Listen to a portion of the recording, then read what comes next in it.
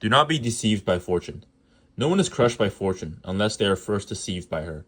Those who aren't pompous in good times don't have their bubbles burst with change. Against either circumstance, the stable person keeps their rational soul invincible, for it's precisely in the good times they prove their strength against adversity. Today is Monday, start of the week, had a good day. Today's quote is, "Do not be deceived by fortune."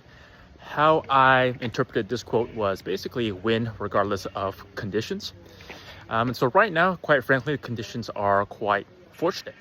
I'd say a lot of healthy inbound leads coming my way, meaning that they are warm, receptive, very used to have that conversation.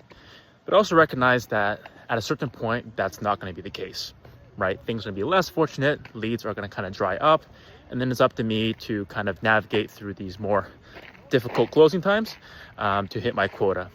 And so kind of got me thinking about another principle, which is the Pareto principle, meaning that 80% of your results come from 20% of your actions. So if I really were to focus on that top 20%, eliminate that other 80%, that got me thinking of that 80% is probably include activities such as calling unqualified leads, doing email blasts, reorganizing my computer, busy tasks that don't really move the yardstick. And then 20% would really be focusing on these warm inbound leads.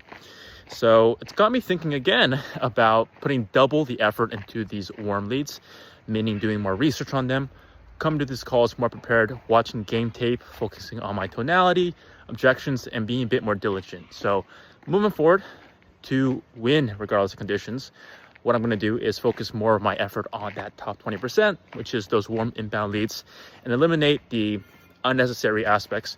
And hopefully that brings me more success in my job. So that's it for today. As you notice, I did less talking of that first page. I think people can read themselves. So I just focus on that quote and then more of a recap in terms of my personal wins or losses of the day.